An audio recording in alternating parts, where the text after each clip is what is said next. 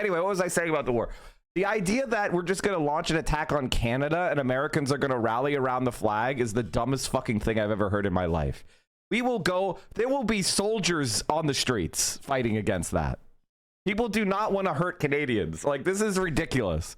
Like, I know we're all in this doomer bullshit, like, spiral of like, everything's terrible and I'm so powerless. Shut the fuck up. No, you're not. If they try to take us to war with these countries, we're going to be on the streets, and guess what? We're going to do a fucking rebellion in this country. Like, they're not going to get away with this. Can you get a Dow ticker cube on the street? But last night, is there any live coverage of this? He said, listen, we happen to have a huge amount of inventory. Now, there are a lot of people who say, listen, he bought back a lot of stock with debt, so therefore he's, quote, in trouble. I don't know. Right. Do I buy my Nike sneakers now because they're emptying out inventory before the price goes up? No, you buy them at TJX. That's my point. What about my 3 months from now, you buy an them at TJX. iPhone right now before the price goes? Yes. Well, yes. Yes, you do that. You buy an iPhone. Yes. And you buy a car. You buy a car because the price buy a car now. Yeah, because Q1 auto sales were like at a multi-year high. We're running almost 18 million annual. March was the high until we see April. And April's going to be probably the biggest month. And then we're just going to go. And then May is going to be a huge month. And then in June, go buy yourself a car and you're a bozo. Can you imagine buying stocks yesterday? So there won't be any incentives. Yeah. Supply will also be a factor because people are trying to figure out where to actually distribute the vehicles to actually have lower tariffs. But what people don't understand is based on the parts of every single car. So even Tesla and Rivian, who actually make all their vehicles here in the United States, will still have tariffs on the imported parts. Tesla has imported parts coming in from China. They have gone to the U.S. Trade Administration, to ask for an exclusion. Mm-hmm. Yeah, do you anticipate any of those Restoration Hardware has $2.2 billion in debt from stock buybacks. 42% drop has to be paid for. How do you see what I mean, chat? Destiny argued with me about stock buybacks not being harmful to a company, and I talked about that exact scenario, and he was like, "That's not real," because he's dumb as fuck. I do find Destiny fascinating in the sense that he's dumb and he's wrong about literally everything, and he still has people that watch him. I don't really understand their brains. I guess it's because I'm too political.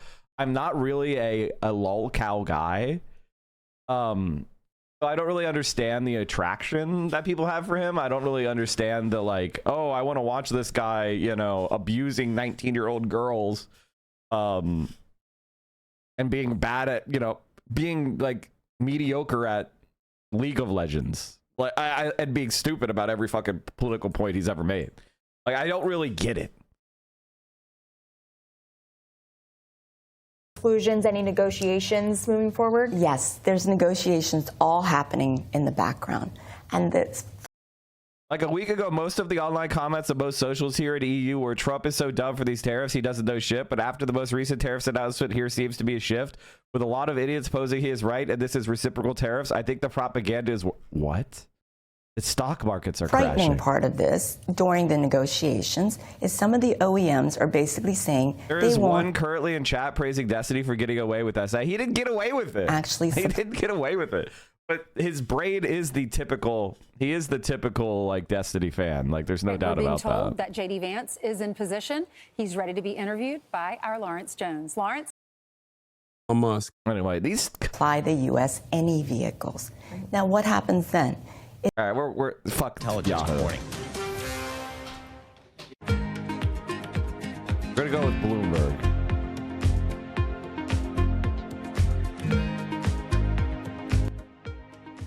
Have you ever watched a Ben Norton video on the street? Probably. U.S. President Donald Trump has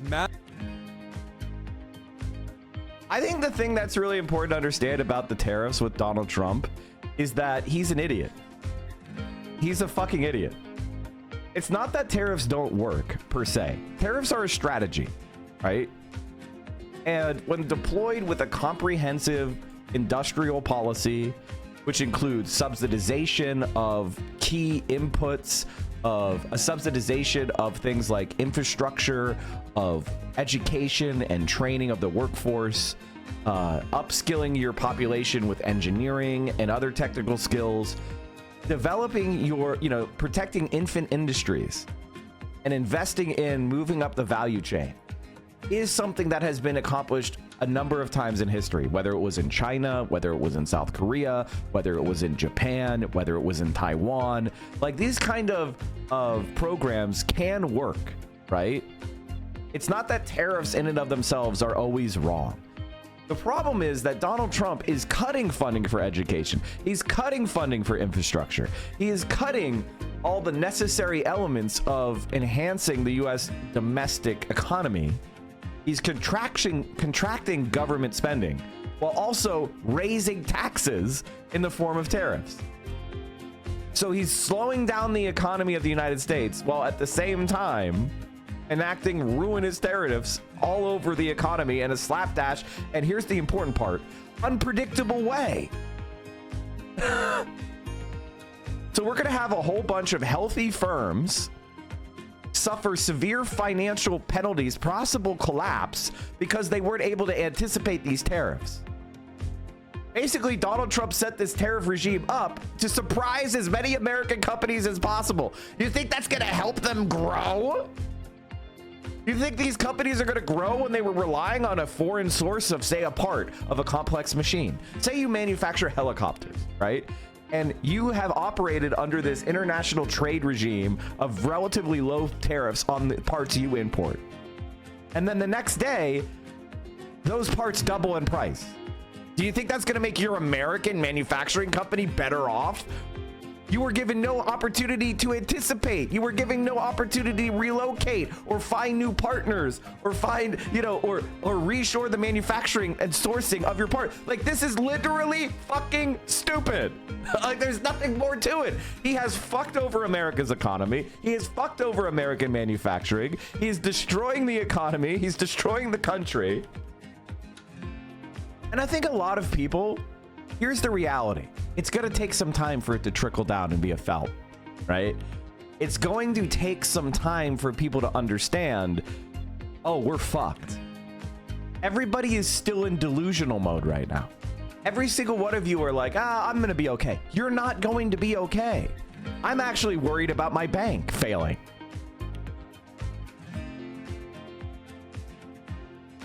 I'm thinking about making sure that, my money is, most of my money is in an FDIC insured account because I'm worried about banks failing. If you want me to be honest,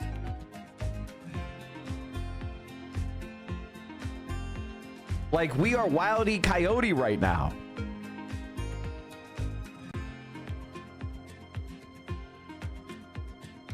Mike, the tariffs of the White House in itself are not even tariffs from other countries. They're simply trade deficit.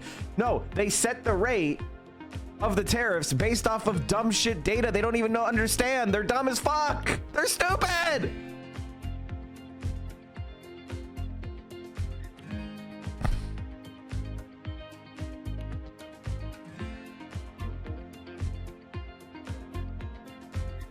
As Truadon says, keep all your dollars in money. Crypto people absolutely fucking love getting ripped off and losing their life savings every month and a half. They are literally all lying, dude. But all you have to do is trick a crypto investor to just lie outrageously and move to an island, and he will give you every cent in his bank account. It's literally impossible to fail in the crypto space. I mean, how's Bitcoin doing? Bitcoin crash? Is the Bitcoin crash? Okay, the Bitcoin isn't doing too bad.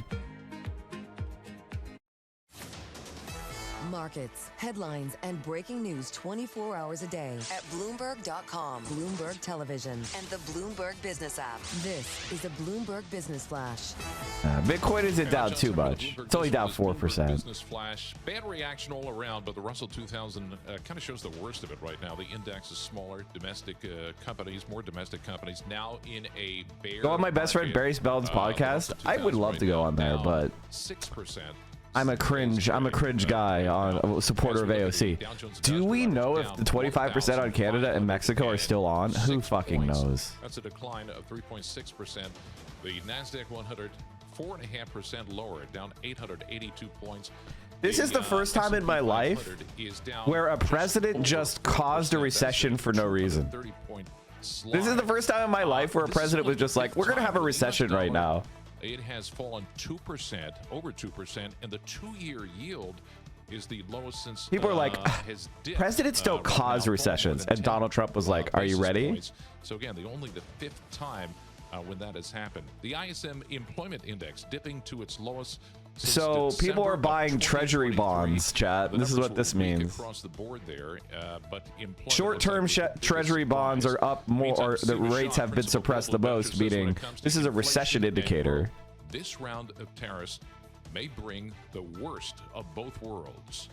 The part which is probably most concerning for investors is that the announcement yesterday is very stagflationary. And we know from looking at previous regimes, Chat, I told you stagflation. I told you stagflation. Again, another Mike was right moment. Again, where do you get better analysis on politics, the economy? I told you all of this was going to happen. I literally said this. I've been saying for the better part of a year about how Tesla's bubble has been insane. I have been calling this shit the VIX. Is the VIX at 30 yet? For me, this is the indicator. I don't think that any one indicator will tell you what the economy is going to do. But when the VIX hits 30, that tends to indicate a recession is going to happen for sure. Or like, you know, there's a serious problem. This is the COVID crash. It got to 53. Then there's the 2008 recession, the Great Recession. You see that 30 number is a very, very bad sign. It rarely breaches 30. And we are at 2765, baby. And as far as there's this very funny fear gauge. I think it's at CNN.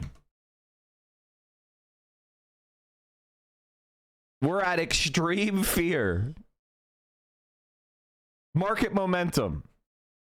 Stock price strength. Stock price breadth.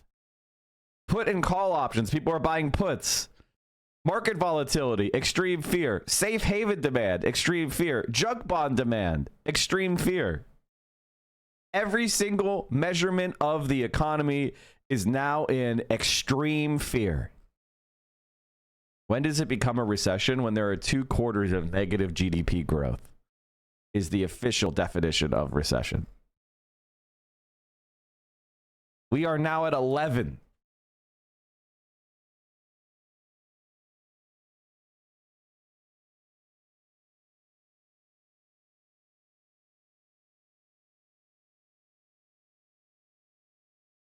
So everybody's panicking.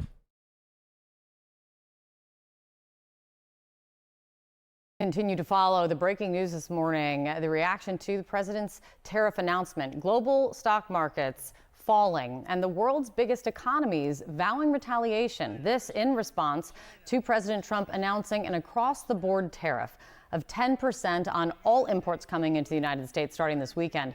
And for some 60 countries, the rate is even higher. Futures have been down sharply this morning. You take a look at it right there ahead of the opening bell coming next hour. The NASDAQ down just shy of 4% at this point.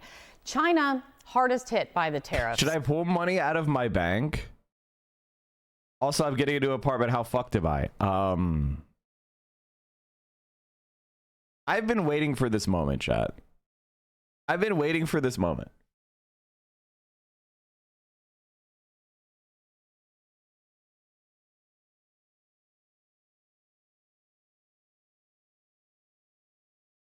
Responded overnight to the tariffs, saying that it will, quote, safeguard its own rights and interests. The European Union saying that it's preparing countermeasures. The European Commission president saying this: if you take on one of us, you take on all of us. Joining us right now is White House Press Secretary Caroline Leavitt. Caroline, thank you very much for your time.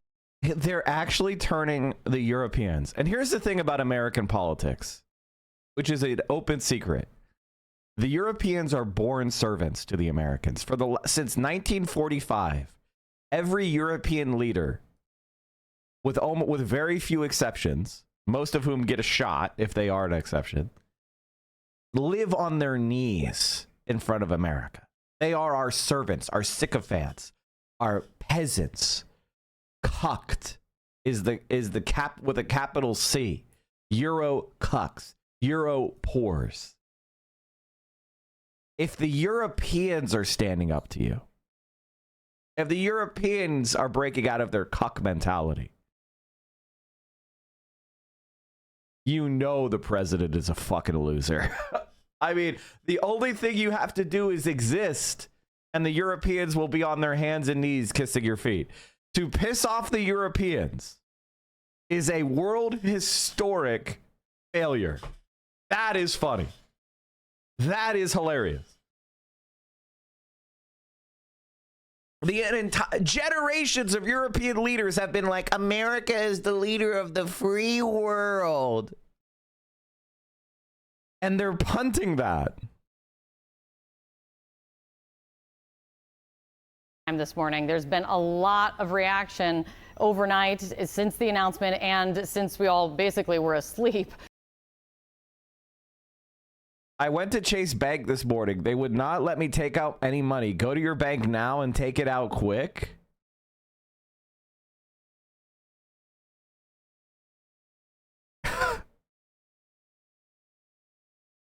Destiny's Butler is replying to him.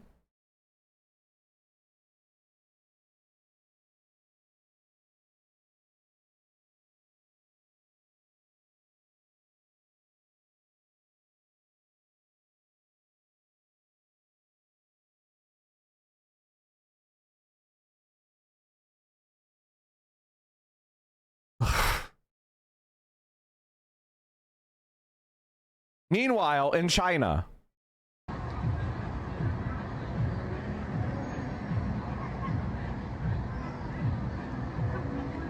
they're welcoming iShow Speed on gigantic banners.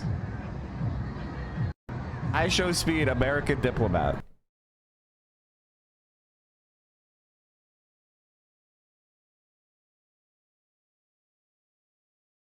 Did you guys see? Oh, I have another iShow Speed thing I wanted to show you. Tonight, the Maryland. Hassan is so jealous of iShow Speed. China is crazy, yo. Look at this city. And a low-key in the future, bro. Hey, remember? Hey, chat, remember last week that Hassan was like, Mike's a bigger China glazer than me? Oh, is that right? You're goddamn right I am, Hassan. Somebody get that clip. Somebody hit that fucking clip. Got it. Now he's trying to be like, I always like China. Low key in the future. Is China in the future or is everywhere else just in the past? Damn! Is China in the future or is everywhere else in the past? Damn! I love Speed, and I'm so glad that he turned out the way that he did, as opposed to the much different way, the much different attitude that he could have demonstrated. I'm so jealous still, though. Can someone explain to me why your YouTube caption settings suddenly change?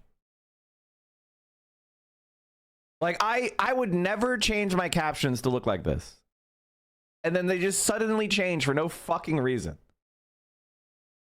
Who likes captions like this? Is CIA in my fucking YouTube account like watching videos and changing the captions because they're fucking boomers? Like, what is going on here? Who wants background, like, who wants that? Okay, that I want at 75. Window, who wants the window to be opaque? Who wants that? That's fucking stupid. I'm very happy for him, but I'm also Oh, there are keys that you could press to adjust them, even accidentally. C, O, and W. Oh, maybe that's what happened. I tried to type something and I was in the wrong window. Okay, that makes sense. incredibly jealous. Okay, his his China trip is literally like it's something that I Mike from dream of. Pennsylvania, more like And I Mike wake from up in Beijing. cold sweats knowing that I have to. Oh, thank you for posting this. There he is, caught. Yeah, Mike from Pennsylvania, more like Mike from Beijing. That's right, bitch. Yeah, Mike from Pennsylvania, more like Mike from Beijing. Oh, now suddenly you're the biggest China glazer. Now suddenly you are the China glazer. Now you're jealous of Speed. Live in reality where I have not done it. You will never get it. You will never experience it, and you don't deserve it. Okay, Top G. What's stopping you from doing a China trip? Work, man. Work. Look at this. It's difficult to arrange. I like how everybody goes, oh man, why don't you just hop on and go there? Speed does not stream every single day. Okay. When he travels, he does, but there's plenty of background and plenty of work that takes place off camera. He also has to make content. He has to do this kind of stuff and not consistently cover the news. You say this like you weren't streaming in Japan. No, I will. I will eventually do that. I'm working on it. I promise you, I'm working on it. Okay. I'm just worried that they're going to make it illegal. And the other thing is, like, I got to be honest with you, chat. I don't. Right now, the Border Patrol are basically being given Gestapo powers. You know, the ICE agents at Border Patrol are basically the American Gestapo. I'm not eager to go pass through borders right now. Especially as a prominent, you know, pro-Palestinian person. Now, I'm a white guy. You know, I doubt that I'm on the target list at this point. But when you are a pro-Palestinian content creator, you're on the radar of these people. And they're looking for any excuse. And the reality is that all of us, you know, we live in an environment where they'll find some pretext. Or if they can't find anything, they'll just plant it on you. So that's why I'm not too eager to go through. I don't believe that these systems can be trusted at this point. And I'm kind of operating as if we're already in a police state and a fascist state. And I'm not trying to have any encounters with law enforcement that I don't need. So, like, that's kind of where I'm at, man. You know, maybe that's paranoid. I don't know. But that's where I'm at mentally right now.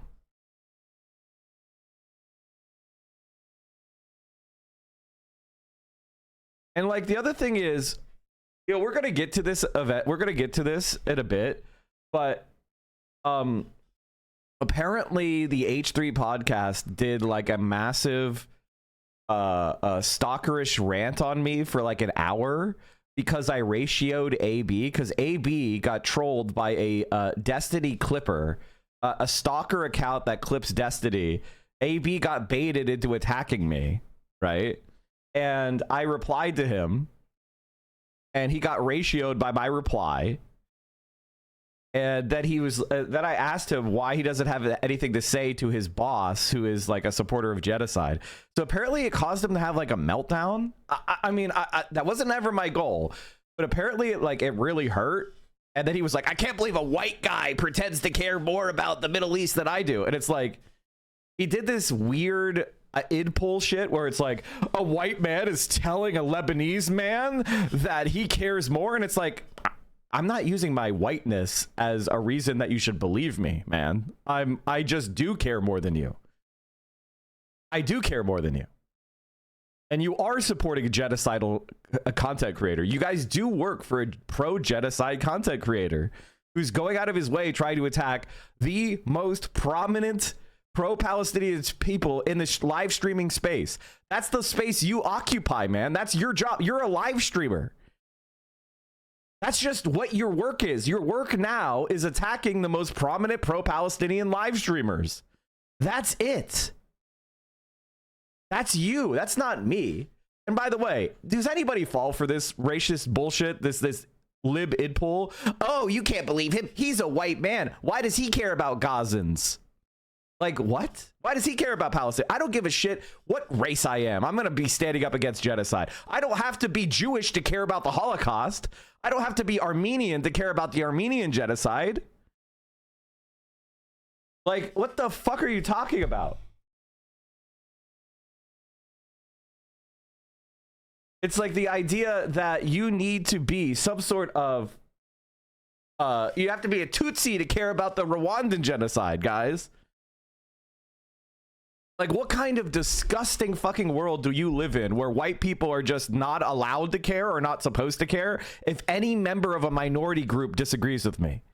If Candace Owens disagrees with me about anti-Semitism, where I am opposed to anti-Semitism and she's anti-Semitic, I'm supposed to listen to her because she's a black woman? Like, what are you talking about, man? It's pure slop. It's pure and by the way, it's just pathetic. We're going to get into it more. I just wanted to say that. Like, goddamn, dude, you are a sad loser, man. They doxed Bada Panada on their show. They said his full name, which has only been revealed from far-right groups in Argentina illegally accessing government systems to find it. Bada Panada has been posting about it on IG. Oh, my Lord. What a loser, dude.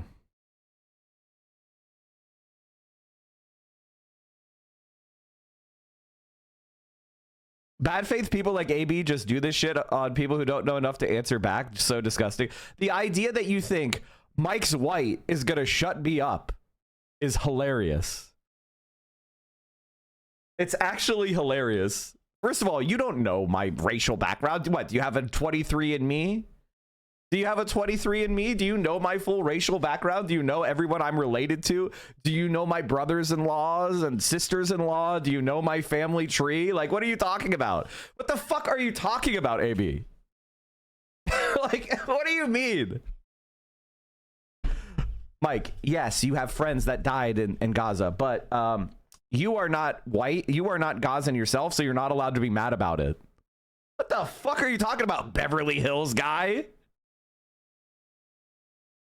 Because I never been to a anti-white racism is real. No, it's just I think it's that's idpol. That is rad lib idpol. You shouldn't vote for Bernie Sanders. He's a white man. Vote for Hillary Clinton. Like, does anyone fall for this shit? Where they have like stuff like this. I see the jealousy in your eyes. I'm envious. I am. He's living my dream. But also, it couldn't have happened to a better person. You know what I mean? He is the perfect vessel to deliver this message to an audience. He's apolitical. He doesn't read as a political person. It's just great. It's wonderful. I go there, I get an endless sea of attacks being like, oh, he's doing promotional propaganda for China. Chi-coms are paying him, that kind of thing. But because iShowSpeed is so popular and so outside of the sphere of politics that he gets to show it. He gets to show China in this unfiltered lens in ways that people can consume and appreciate. iShowSpeed went 100 meters underground in China only to end up on top of a skyscraper. How the f did y'all even make this? B was shocked. The stream really shows how underdeveloped the West looks compared to China. This is the ground floor, right? Right. Turn around. Take a look. What the fuck? And chat, y'all know a funny story, and I'm not even capping. Every city in China looks exactly like this. Every city. This is Chongqing 30 years ago versus today. Americans couldn't understand.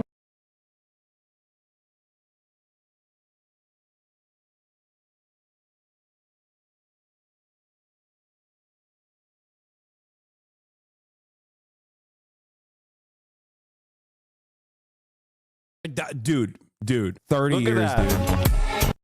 Look at that. We can't build any housing in America. We can't build any housing, guys, in LA. Bonk.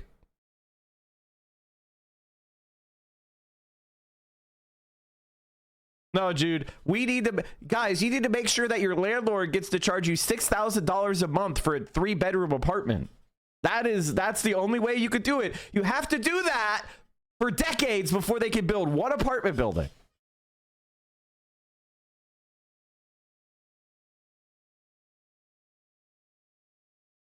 Dude, 30 years, dude. Come on.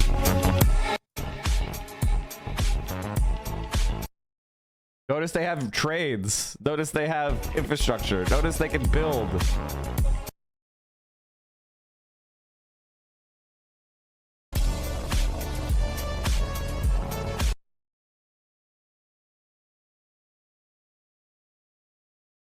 Oh, they're muting to avoid getting clapped with DFCA. The saddest part about this is that with the exception of like some major American metropolitans, you could literally do this in reverse with most American areas of industry. If you did a 30-year snapshot of like Gary, Indiana or Detroit, you would see the reverse effect of this. I wonder what happened.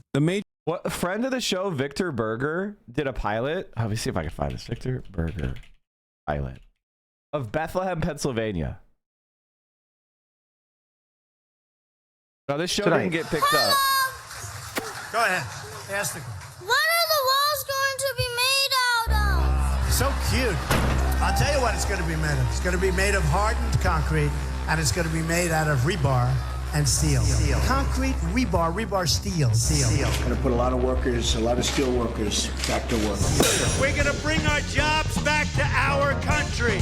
That includes the steel workers. It's got to be made in America. We want American steel made in America. 2.6 pennies worth of steel in the can of Campbell's soup. Steel. We are going to put American steel and aluminum back into the spine of this nation. We're going to be instituting tariffs. We're not looking for a trade war. If somebody imposes a trade war on us, we'll fight to the end. If we don't do this right, we're going to invite retaliation, raise prices on consumers and manufacturers. You're dead. Pierogi! Pennsylvania War. What the hell is going on? Everyone's talking about steel.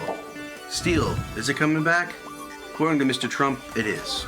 That's why this week we'll be headed to Bethlehem, Pennsylvania, a town that would be... Oh, man. I don't know how to get them out without making more of a scene. I know. Ow! Can I move this so I can close the gate? Nick is a red diaper baby. He's literally named after the first socialist congressman. Like that. Imagine being that much of a red diaper baby that your parents name you after the first socialist congressman. Like that is a red diaper baby. Come on, Sadie. Come on, Sadie. Sadie, come on. Come on. Come on. Come on. Go. Go. Go. Come here. Oh, my God. Okay. Like, come on! You guys going upstairs? Trying. Okay. There's only so much a guy can learn about steel sitting in front of a computer. Not sure I can trust what I see on TV either. You can yell all you want. You know, he's going to put up barriers of steel, about steel. People here at the steel plants believe they now have a business-friendly president who's got their backs. It's all fake news. Guess the only real way to learn anything is to get out there and talk to people affected by it. Hey, steel's coming back. You guys want to talk about it? So I went to Bethlehem, Pennsylvania, once home of Bethlehem Steel. For 140 years, this corporate giant supplied steel for the Empire State Building, the Hoover Dam, the Golden Gate Bridge, and all sorts of other things, and employed up to 30,000 members of the community at once. But in 1998, the plant closed down. During Bill Clinton. You're fired. The bankrupt company was bought and then dismantled by Mr. Wilbur Ross, who now works as Mr. T's Secretary of Commerce.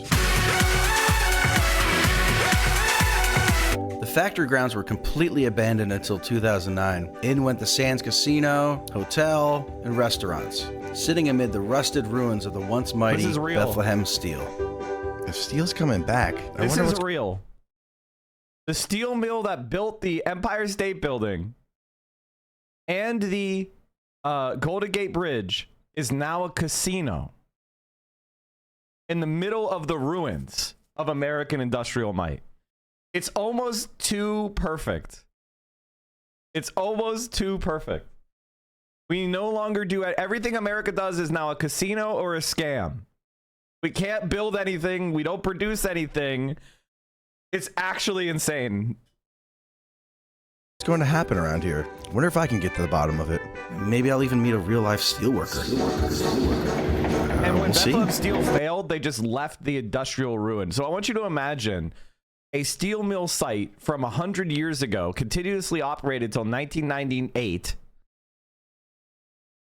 The amount of environmental contaminants, pollution, refuse, waste, and it's just abandoned completely in the middle of the third, like, you know, one of the largest cities in Pennsylvania. Not that it's that big, but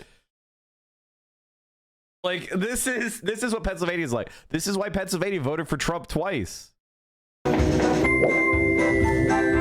the way, Bethlehem was founded in like when was Bethlehem founded? It's like 1650 or something.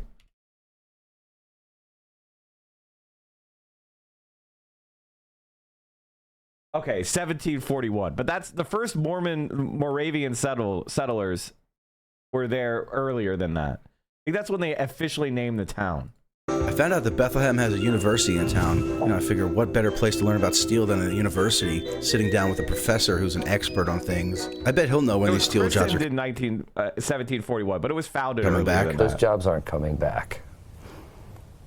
Mr. T says we're going to make America great again. You don't need people to make steel. It's all automatic. Why would he say that, though? He says things that people want to hear. I will give you everything.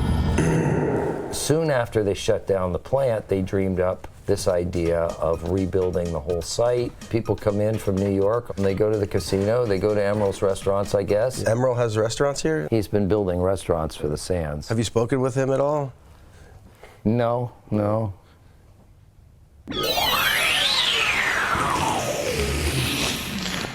Now, Lehigh University, which is the university in Bethlehem, their mascot is the Boilermakers, right? Because it was an engineering college.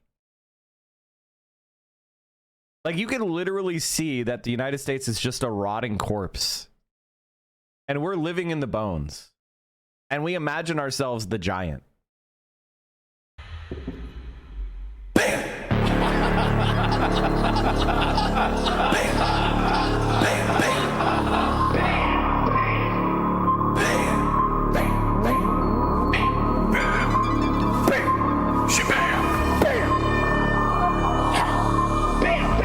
By the way, Lehigh is a really good school. It's a really good school. It's now like, by the way, what's tuition at Lehigh now?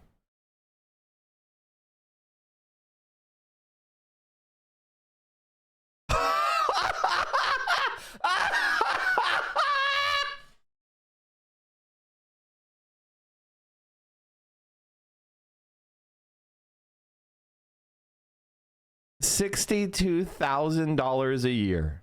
Amazing.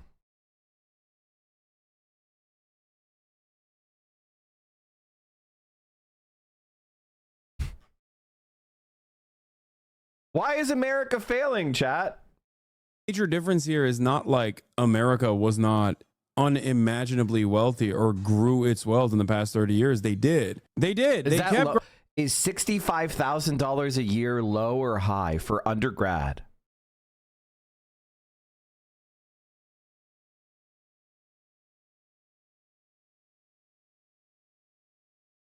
Somebody just asked that in chat.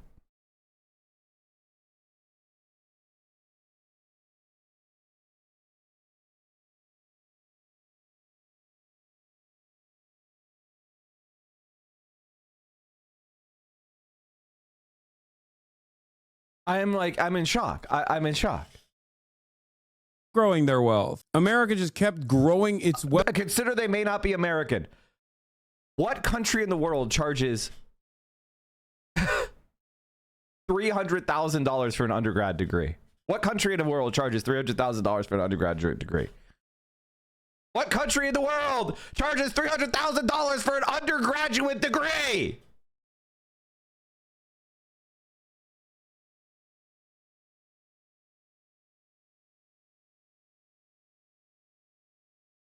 Wealth and did not actually read. Also, that reminds me, chat. Oh my God. Apparently, Destiny lost a debate to Candace Owens. Man, it's good. Speaking about how expensive college is, I just wanted to, since we had that Destiny fan, he probably left because immediately He wanted to tell me how happy he was that Destiny might get away with his crimes.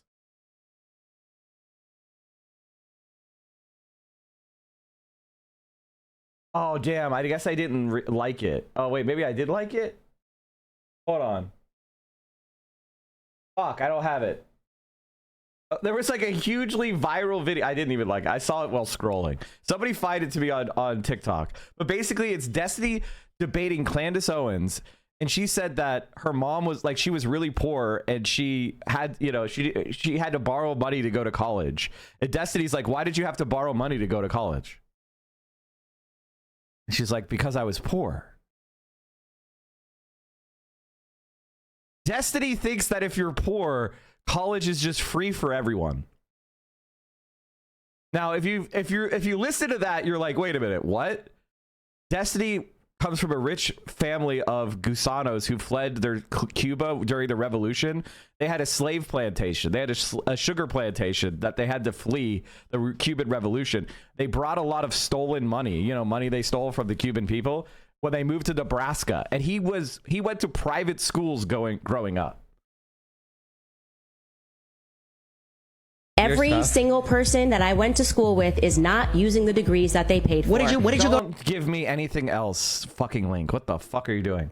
Loans to go to school. My mom. Don't give me the direct link either. Give me the viral TikTok that's making fun of him. Don't give me Destiny shit. Are you fucking stupid? Every single person that Are you fucking stupid?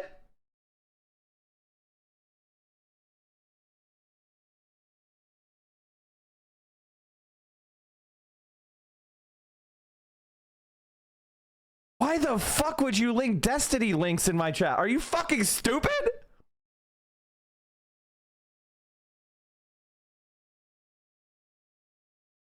Distribute it back to its citizens. That's the difference. China, on the other hand, took the wealth, toiled away endlessly, and then engaged in central planning and even development, rapid urbanization. That's the difference. That's the difference. Are you trying to give everybody Destiny links in their fucking algorithm? Like, what the fuck are you doing? Because my family was poor, I had to take out loans to go to school. My mom didn't even graduate high school. Hey, why? If your family's poor, why would you have to take out loans to go to school? What? I just told you. If your family's poor, why would you have to take out loans to go to school? Why would I have to take out loans to go to school? What do you mean? I have to take out loans so my family can't afford to pay to put me through school. Hold on. Was your family actually poor or did you just lie? What are you talking about? If you go to school and your family has a low gross income, you fill out FAFSA, and the FAFSA is going to award you a ton of federal aid, assuming that you don't actually have the gross income from your parents to actually go to school. So if your parents are super poor, I don't know why you had to pay full out-of-state tuition to go to a university. I did. Do you think? What do you mean? Did I lie? I don't know how if your parents are poor. He's actually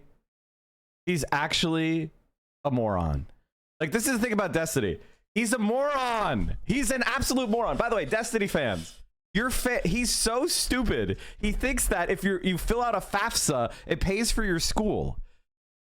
It's financial aid, not free college form, you dumb fuck. This is why he opposed Bernie Sanders, because he doesn't know that college costs a lot of money. He thinks if you're poor, you automatically get paid. Now, there's a few universities, like there's elite universities that if your family makes like less than $100,000, you get free tuition. How many people do you think who make less than $100,000 get into Harvard?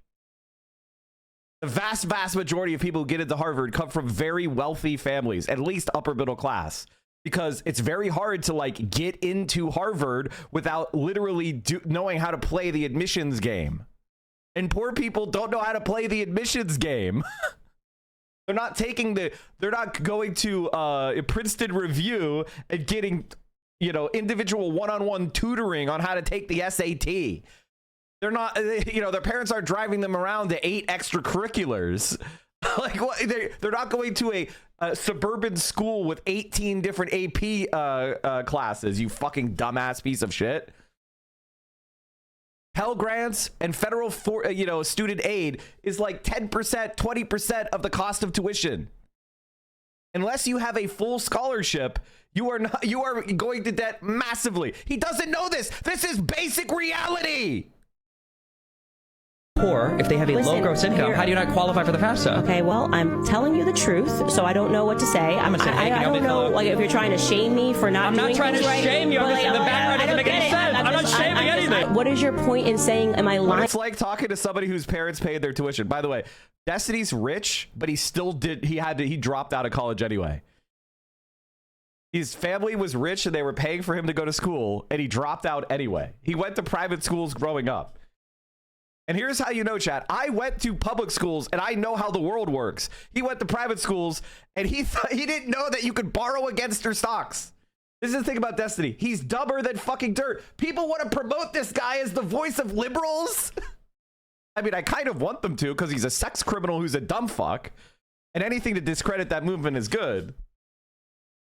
About it, like, because I don't understand how you came from a poor family and didn't fill out a FAFSA and get a ton of student aid. I did fill out FAFSA. And they didn't give you anything? I maybe got, in terms of I remember getting a Pell Grant that was like $8,000. Okay. Per but year? I'm telling the truth, so I just want to be clear. I had a half scholarship, numerous other scholarships I won, and FAFSA. I have tens of thousands of dollars in loans still. Destiny is literally a fucking dumb fuck.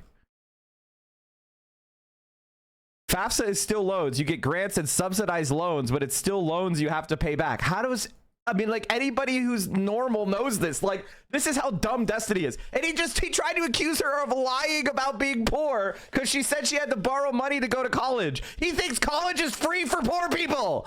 This is the world that rich liberals live in. They think there's a social safety net that doesn't exist. He's so fucking stupid. It's unbelievable.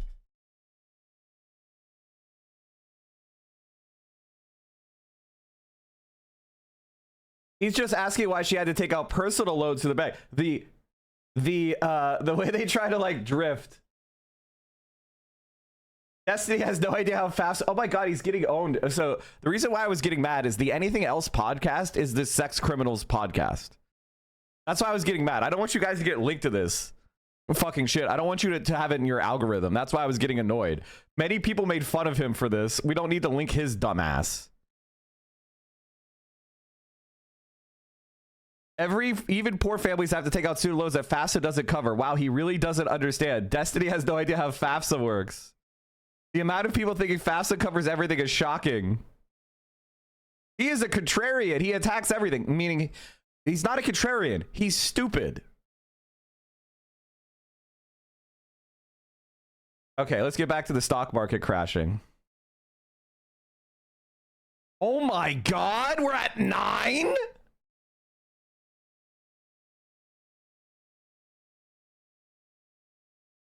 Also, the structure of student loans are predatory. They act like credit cards, not a normal loan. They're worse than credit cards. Student loans are the worst type of loan you can get. Every other loan you could get out of with bankruptcy. Every other loan, it's the worst loan. You can never get away from it. You can never get rid of it unless you like become disabled. You're fucked. We're down 1,400. Oh my god.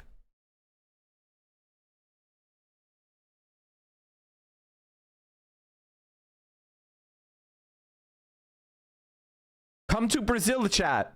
Come to Brazil and Mexico. Their stock markets are up. I'm not gonna lie, I got federal Pell Grants. I didn't have to pay back. I was able to afford going to community college without having to pay anything out of pocket. Yeah, Pell Grants are free money. You are a fucking dumbass who needs to get the fuck out of complaining and acting like a stupid motherfucker. What are you talking about, Scripta? What are you talking about? What are you talking about, dude? What the fuck are you talking about? I just proved Destiny doesn't know how the world works in the most basic way. Why are you talking? Why are you DGG? Why don't you guys get a life? Like, here's literally, Destiny's stupid, man. There are other liberals you can go watch who are not sex criminals and who are not dumber than dirt. He's a failed StarCraft semi-pro. He's a sex criminal. He's never accomplished a goddamn thing in his life. What is his biography?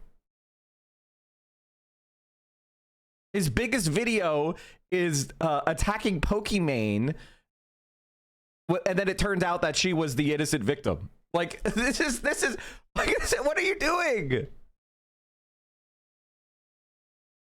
Why do you like this guy? It doesn't even make sense. The VIX is at 28. Oh, weird. Recession.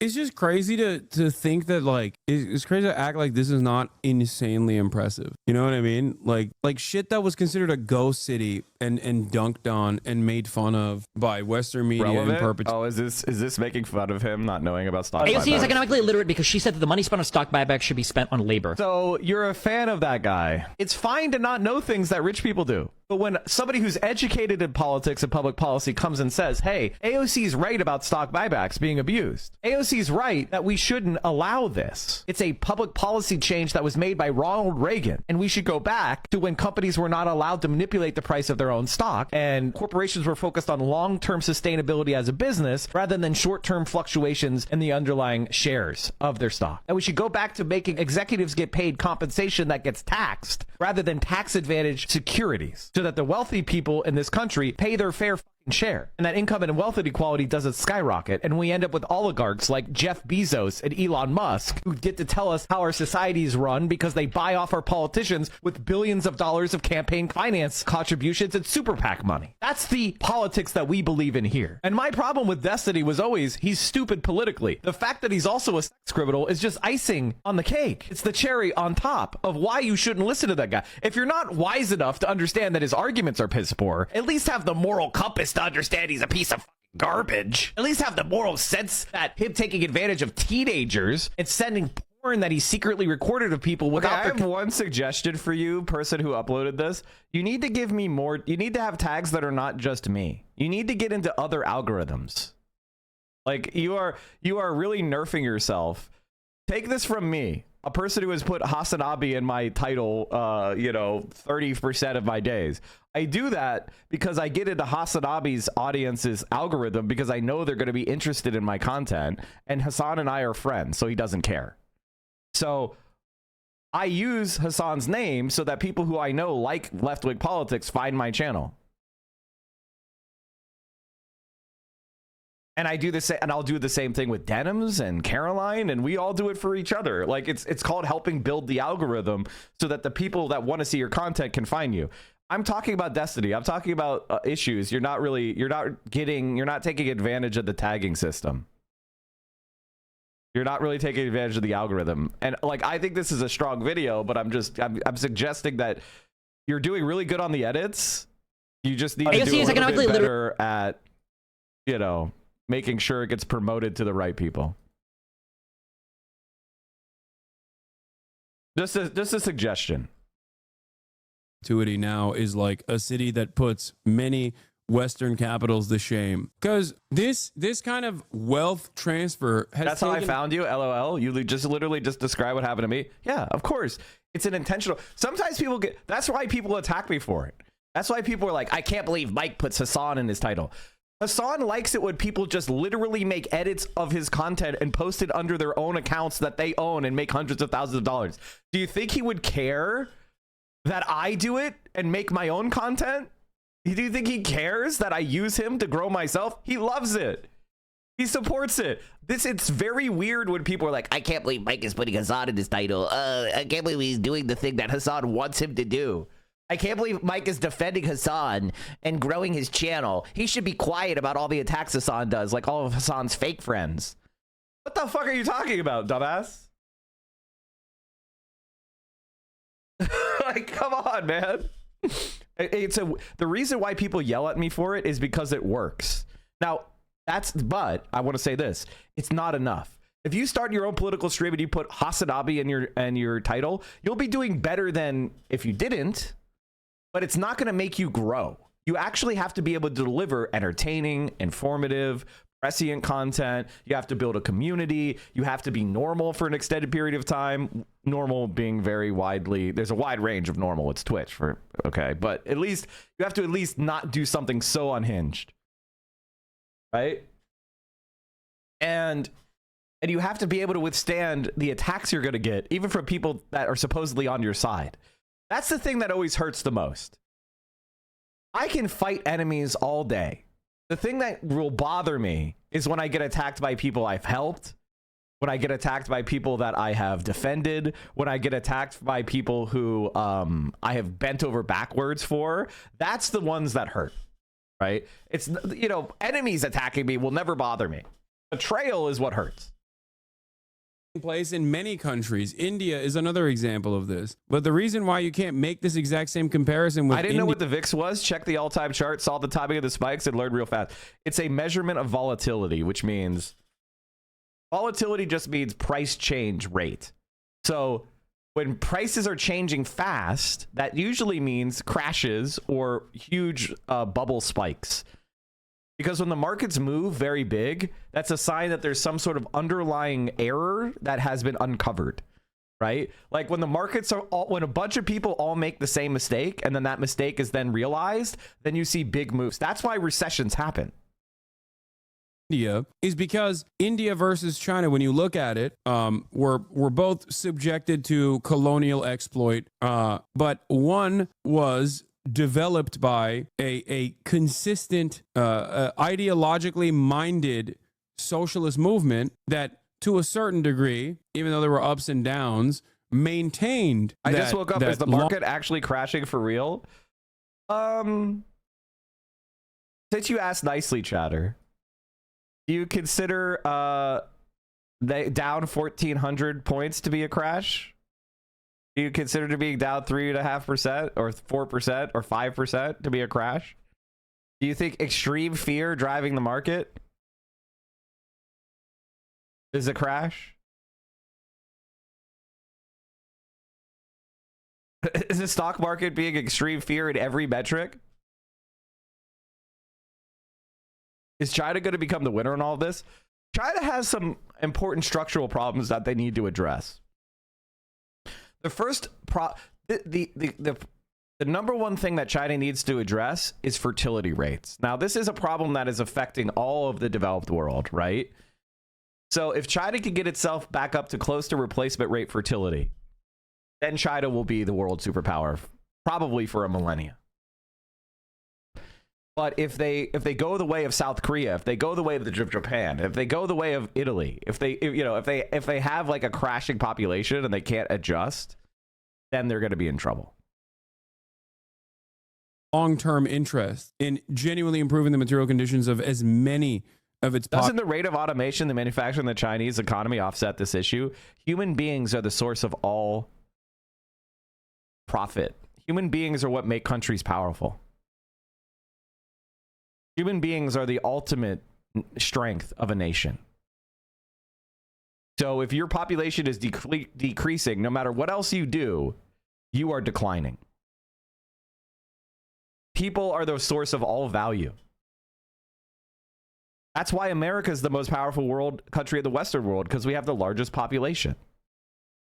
It's really that simple. Now, the other stuff, the economy, the human capital, the infrastructure, the development, that's all stuff that is important, right? It's population plus development plus human capital, plus the strength of things like your financial system that actually result in the end goal of being wealthy. But it is people that are fundamentally at the end, the uncompressible space that gives you strength. Population is possible through central planning versus India is neoliberal. What do you mean largest population? Largest population of Western countries. I don't know what else to say. In 1951, I thought I was very clear. Versus 2002, India will eclipse China in 20 to 30 years, bro. You will see. I hope. Why would I don't. India is not going to. India is a basket case compared to China. India is basically going fascist. Fascists don't outbuild. Like, what are you talking about? India can't even build toilets, man. Like they can't even get their country to invest in fucking sanitation services. They're doing race riots. Like there's no fucking shot India is going to supplant China. Are you insane? They have a racial caste system that people are obsessed with. There's no fucking way that's going to supplant China. Are you insane? I say I hope it doesn't happen. I would love for India to eclipse China in 20. If your country, I would not love that. I disagree with Hassan completely. I would rather have a socialist country that is attracted to the future and against racial hatred than a country that is obsessed with racial purity and racial caste and religious fundamentalism. Like, are you insane? Like, no, if India fundamentally changed from the ground up in a radical fashion, then yeah. But India, no shot. 20 to 30 years. Except for that to happen, India would have to let Southern Indian communism take over the entire country. Okay, I agree with Hassan. I think. I mean, there's it's not a direct comparison. You can't make a direct comparison between India and China. I was just simply talking about like what you do with foreign capital matters. Hassan is right. The car even does the suey. Chat, the car can even dance by itself. Look. Oh, damn. Do you guys remember when I was talking about this car over and over again? When I was like, I love how now that I Show Speed is in China. 2 months ago it was this. 2 months ago it was this. Yeah, Mike from Pennsylvania, more like Mike from Beijing. 2 months ago. Yeah, Mike from Pennsylvania, more like Mike from Beijing. And now it's this. I want this vehicle so bad. Right, left. Another case of Mike was right. This car can even turn by itself. Look, it can turn by itself. Hell no. It's doing a turn in place. I'm not even pressing nothing. Zero turning radius. Oh, hell no. Hell. Hell no.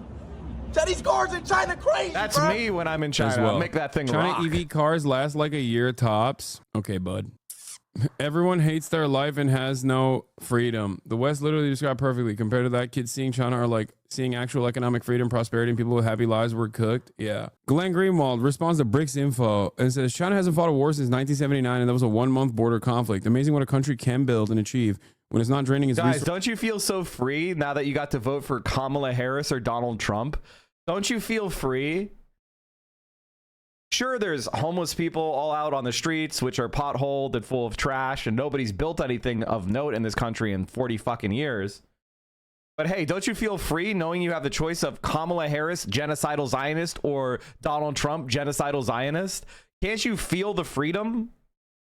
But you better not protest for Palestine because they're going to fucking arrest you or deport you. Wow, the freedom. To constantly invade, bomb, and finance all those wars. It also connected his whole country with high-speed rail. And then Ryan Grimm retweeted and said, even if you look at the trillions the U.S. spent on wars, a smart way to control global oil supply, China instead spent the last 2 decades building a renewable energy industry. Yeah. By burning the most coal on Earth? Yes. They also built their economy with the resources they had. The United States burned a lot of coal to build our fucking energy, our system. We still have contributed more carbon dioxide to the atmosphere in history than China has, even till this day. The difference between the United States and China is they've also developed renewable energy, nuclear energy, fusion energy, hydroelectric. Like, they are actually doing the shit to get themselves in a position where they don't have to rely on coal. But they also have coal plants, yes, to be the backbone of their electric supply as they transition and develop their other resources. But they have laid out a strategy of going completely carbon neutral by, I think, 2060. The United States has abandoned all of pretense of doing that. So of all the major economies in the world, they already double the percentage of their energy they get from renewable compared to the US.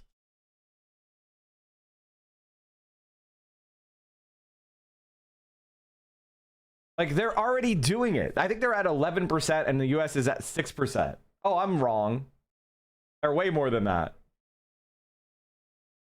Oh, they're way more than that. I am wrong. They get 60% from renewables, 11.5% from hydro. So right there, that is, what is that? 27.6 from pure renewable. They have 3.9% from nuclear, but they're also building like 60 new nuclear reactors. The US is building 0. I think they have like 100 something planned. Like, the main problem that China has is that they have coal. And the reason why they have coal and we don't use coal is because the United States of America has a lot of natural gas. And they don't. That's why our energy mix got slightly less polluting, because we closed out our coal plants and we changed them to natural gas plants. Wow.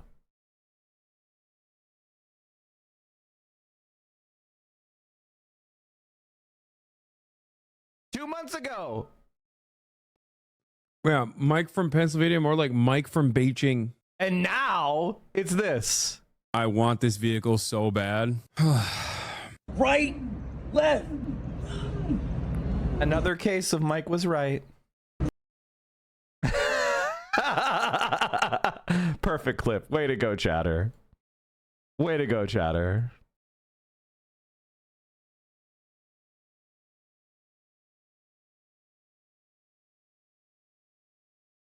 All right, where were we? Okay, let's keep making fun of the stock market crashing.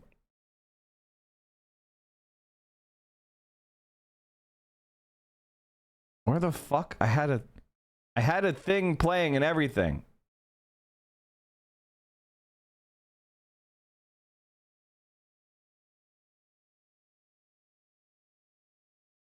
I sort of feel bad.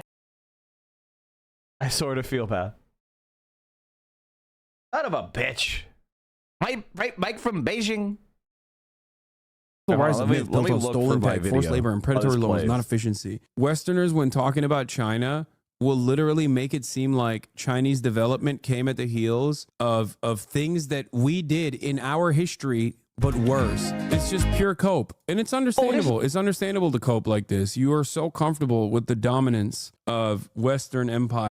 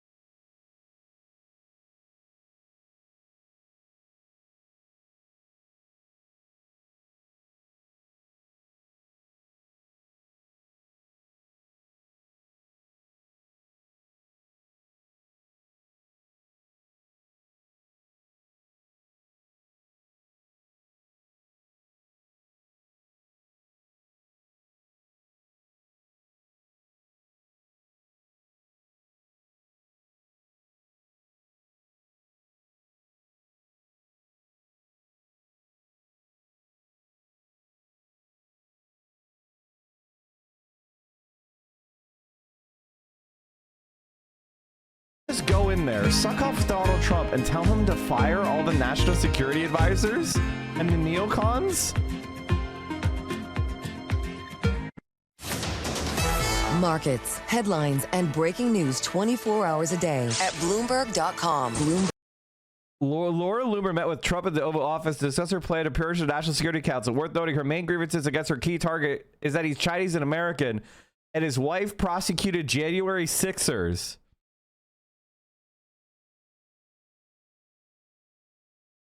Axios has not confirmed whether the fires were directly linked to the incident, but the source familiar said they were being labeled as an anti-neocon move. The U.S. official said Luber was furious that neocons had slipped through the vetting process for administration jobs, referring to hawkish foreign policy views commonly associated with the Bush administration. She went to the White House yesterday and presented them with her research and evidence. This is like if I, like we're talking about, this is like if I went into the Biden White House and got like a bunch of people fired. Like, I am not a psychotic freak like Laura Loomer, but I am not exactly mainstream Democrat. She's a psychotic freak. I am normal, but I'm at least open with the fact that I represent a radical position. This is actually insane, dude. Looks like Trump's favorite free spirit went and spoke with the manager. Does anybody have a clip of him calling her a free spirit? Because I don't want people to think I'm just being misogynistic. No, I literally think they're in a sexual relationship. You don't call a woman a free spirit unless you're having an affair with her. Like, if a married man is like, I love that woman, she's a free spirit, if you know what I mean. We spend a lot of time together alone, and my God, is she a free spirit.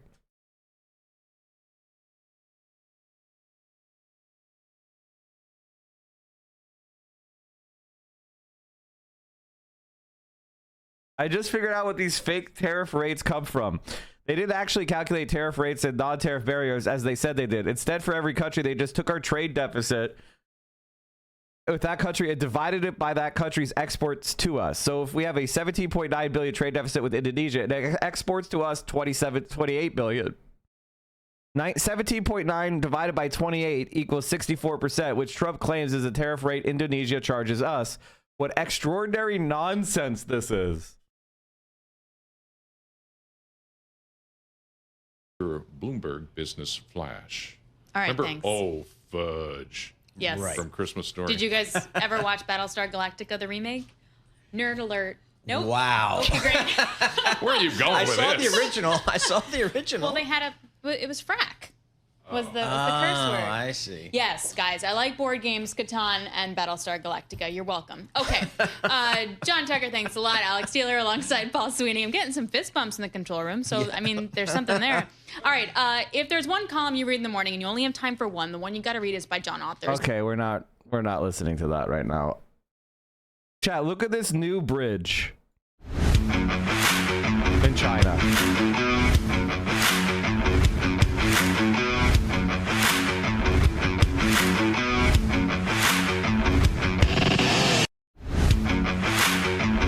When's the last time the United States opened a bridge like this in any of our major cities? Like, this is the reality.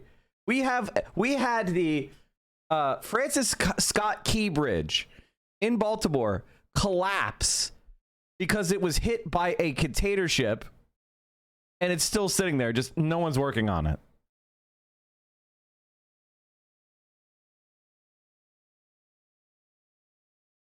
Racist lies like the pet eating story go from the dark corners of the interwebs to the brain of Donald John Trump. Just look at the people he's surrounding himself with. People like Laura Loomer. And just the other day, she posted that if Kamala Harris wins the election, the White House will smell like curry and speeches will be facilitated via a call center. Racist much? And yet, here is what Trump said about Loomer when asked about her proximity to the campaign. Laura's been a supporter of mine, just like a lot of people are supporters, and she's been a supporter of mine. She speaks very positively of the campaign. I'm not sure why you asked that question, but Laura is a supporter. I don't control Laura. Laura has to say what she wants. Your allies have free expressed spirit. concern. Well, I don't know. I mean, look, I can't tell Laura what to do. Laura's a supporter. I have a lot of supporters. If you want to understand how insane racist lies like the pet eating story go from the dark corners of the interwebs to the brain of Donald John Trump, just look at the people he's surrounding himself with. People like Laura Loomer. And just the other day, she posted that if Kamala Harris wins the election, the White House will smell like curry and speeches will be facilitated via a call center. Racist much? And yet, here is what Trump said about Loomer when asked about her proximity to the campaign. Laura's been a supporter of mine, just like a lot of people are supporters, and she's been a supporter of mine. She speaks very positively of the campaign. I'm not sure why you asked that question, but Laura is a supporter.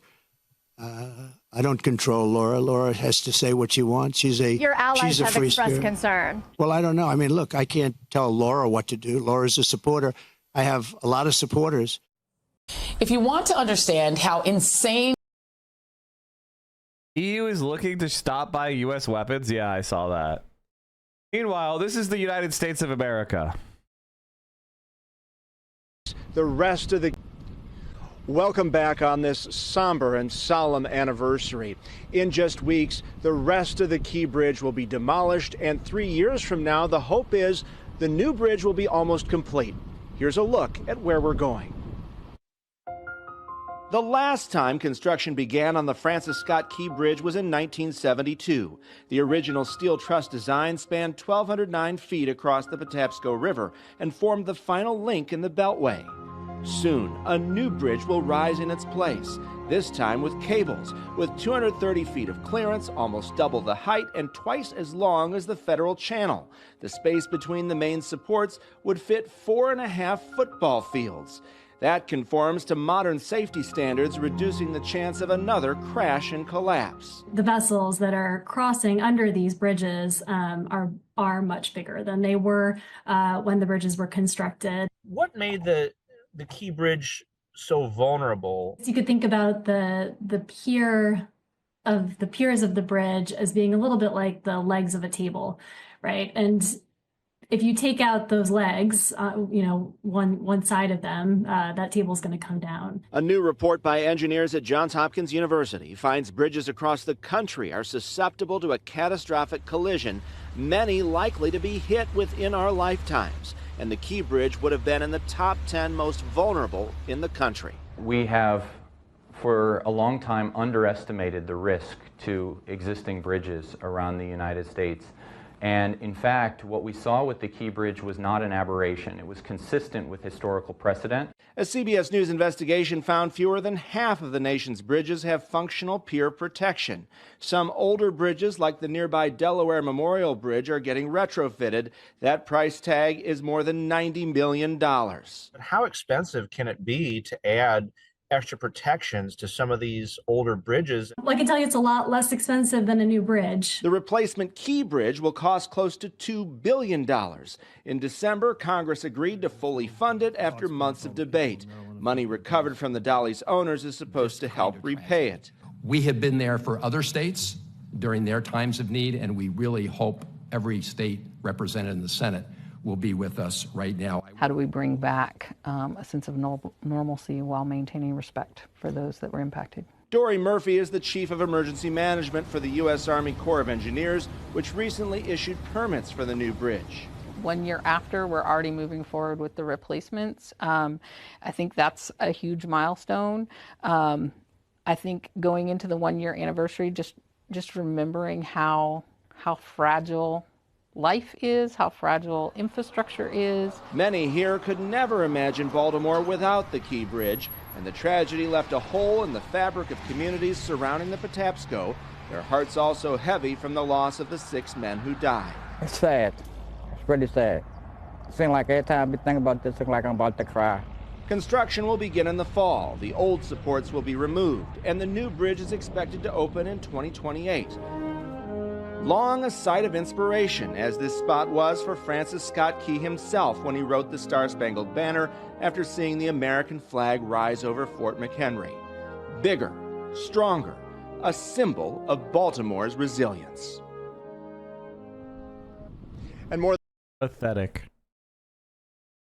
What takes 3 years to do this? What takes 3 years? It's actually pathetic how it's like actually pathetic. What takes 3 years? Does it take 3 years to transport the beams? Does it take 3 years to dig out the concrete? No, it's just we lack so much capacity that we can't do it quickly. We physically can't. This country wants to fight a war against China. They could build a city in a day. Like, what are we even talking about? The United States already isn't a superpower at this point. Pathetic.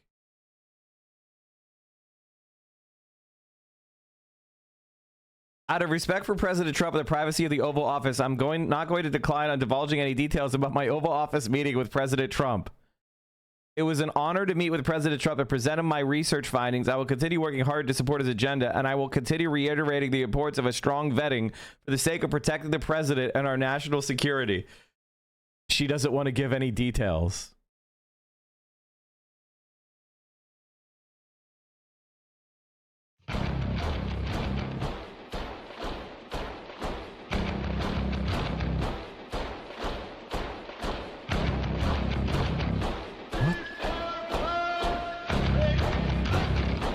Somebody put this to Red Alert 3.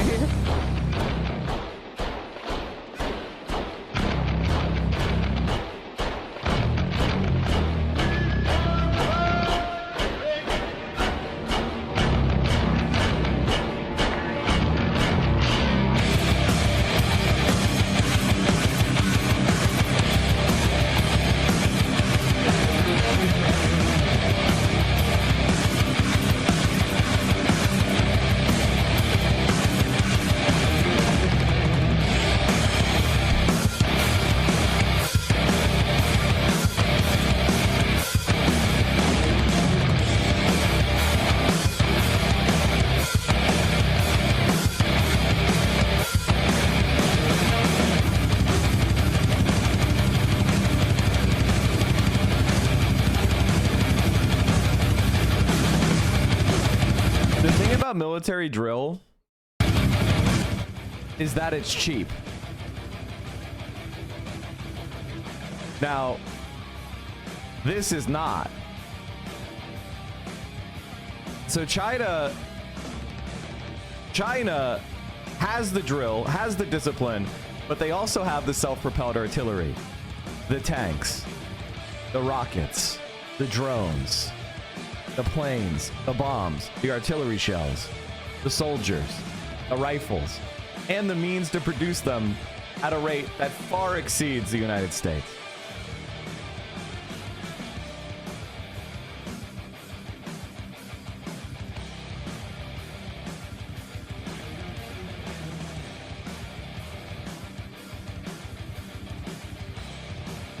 I think fighting a war with China may actually be the dumbest thing I've ever heard in my entire life that the United States could do. I mean, we have them bottled up on their shores, and all we've done is we have antagonized them to spend hundreds of billions of dollars in building up their military. By antagonizing them, we've actually woken the sleeping giant. By trying to hem them in, we have forced them to realize they need to be resilient. By trying to deny them a dependence on us, we have convinced them that they need to be resilient and build alternatives. All we've done is create an enemy strong enough to defeat us, instead of having a friend, an ally, that could teach us. Great fucking job, idiot. A country with 5 times the population, 300 times the ability to build ships, that produces more steel now, 5 times more steel now than we did at the absolute height of our productive capability.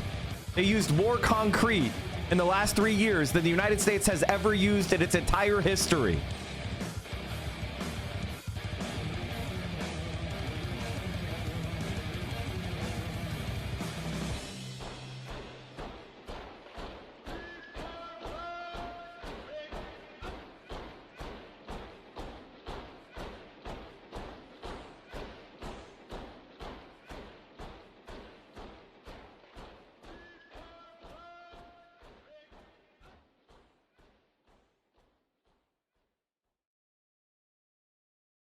This is Democracy Now!, democracynow.org, The War and Peace Report. I'm Amy Goodman. Global stock markets are... The Economist.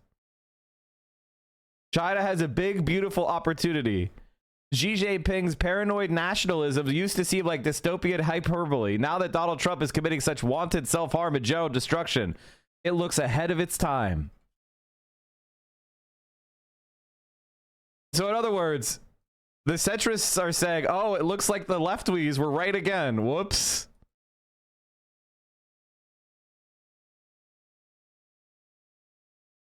Tumbling after President Trump unveiled the biggest hike in global tariffs in modern U.S. history, including a 10% blanket tariff on all imported goods from about 185 countries. In addition, many U.S. trading partners, including the European Union, China, and Japan, will see even higher tariffs. China now faces a total 54% tariff. Trump announced the plan during a speech in the Rose Garden at the White House. My fellow Americans, this is Liberation Day, waiting for a long time. April 2nd, 2025 will forever be remembered as the day American industry was reborn, the day America's destiny was reclaimed, and the day that we began to make America wealthy again. We're going to make it wealthy, good and wealthy.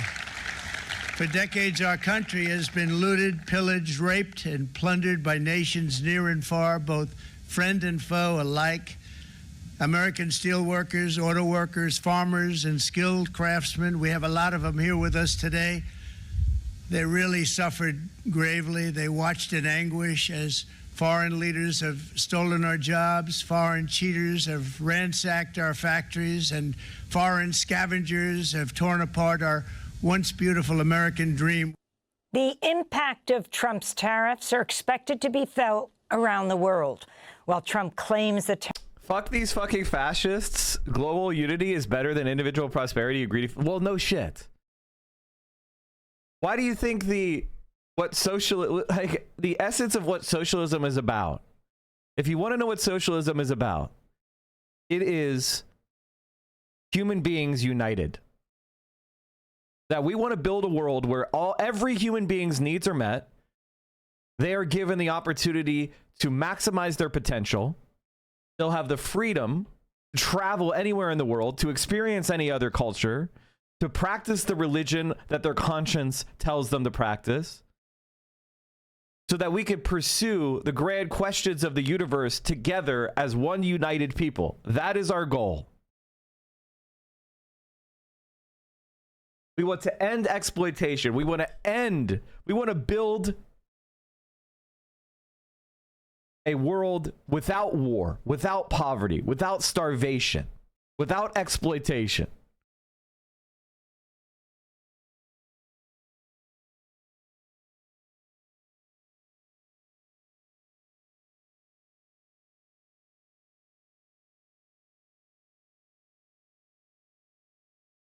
Oh, wow, why is it only giving me like 5 results? What the fuck?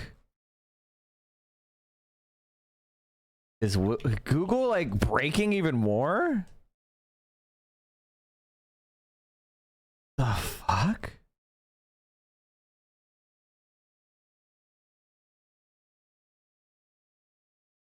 I'm trying to think a note here. How about this? Arise, ye prisoners of starvation. Arise, ye wretched of the earth. For justice thunders condemnation. A better world's in birth. No more traditions strange shall bind us. Arise, ye slaves, no more in thrall. The earth shall rise on new foundations. We have been not, we shall be all. 'Tis the final conflict. Let each stand in their place. The international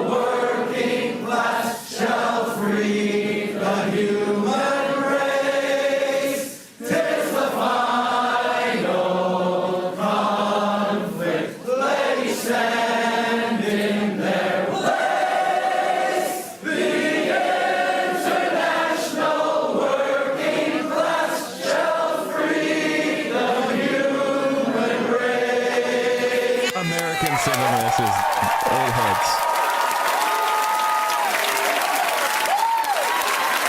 Even Americans can learn this.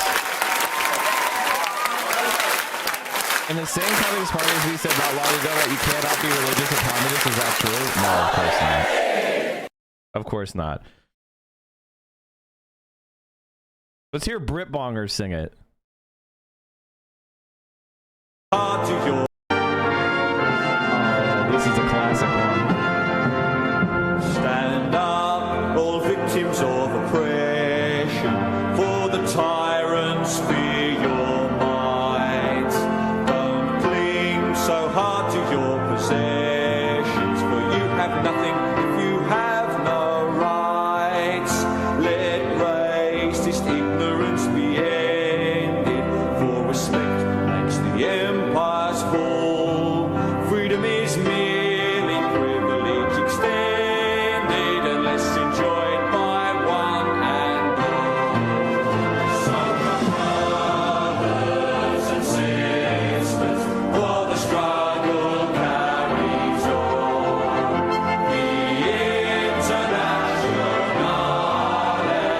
unites the world in song. So comrades, come rally, for this is the time and place. The international ideal unites the human race. Let no one build walls to divide us, walls of hatred nor walls of stone. Come greet the dawn and stand beside us. We'll live together or we'll die alone. In our world poisoned by exploitation, those who have taken, they must give. And then the vanity of nations, we hope one earth on which to live. So brothers and sisters, for the struggle carries on. The Internationale unites the world in song. So comrades, come rally, for this is the time and place. The international ideal unites the human race. And so begins the final drama in the streets and in the fields. We stand unbound before their armor. We defy their guns and shields. When we fight, provoked by their aggression, let us be inspired by life and love. Although they offer us concessions, change will not come from above. So come brothers and sisters, for the struggle carries on. The Internationale unites the world in song. So comrades, come rally, for this is the time and place. The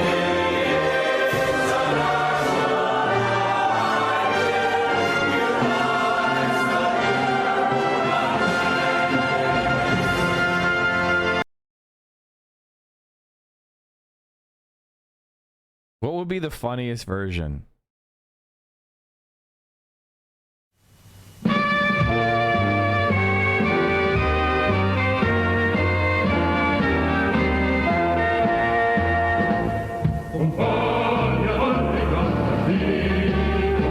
The Italian version. Oh my god, a golden Kappa hype train? A golden Kappa hype train?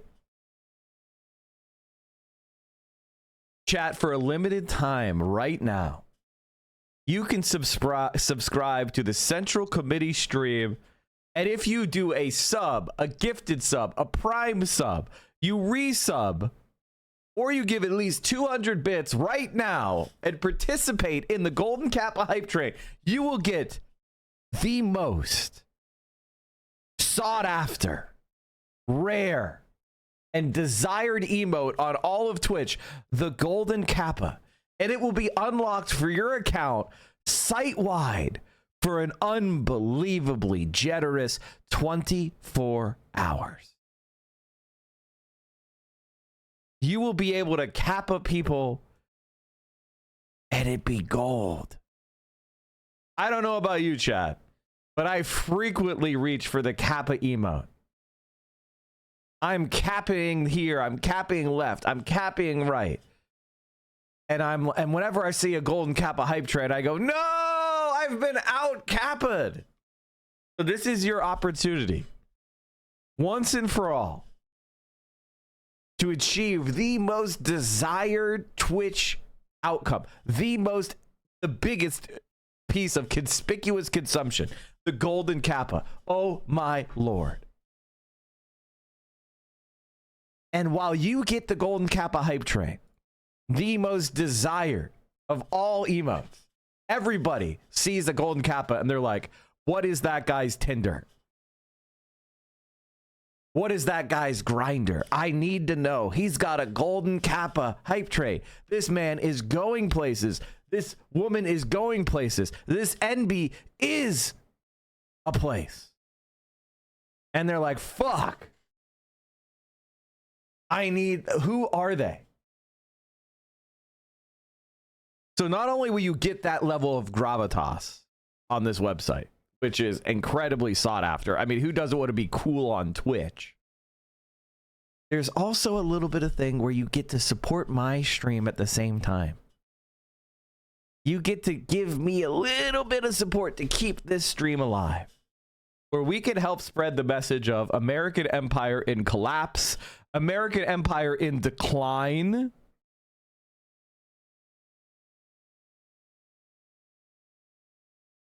and that we can build an alternative and a future. Tariffs will boost the U.S. economy. Many economists fear it could lead to a recession or worse. Trump's trade war could also shift global alliances as countries seek new trading partners. China, Japan, South Korea have already announced plans to increase trading ties and coordinate their response to Trump's tariffs.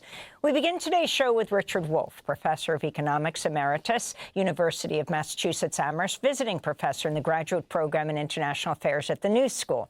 He's the founder of Democracy at Work and hosts a weekly national TV radio program called Economic Update, the author of a number of books, including most recently Understanding Capitalism and The Sickness is the System, when capitalism fails to save us from pandemics or itself.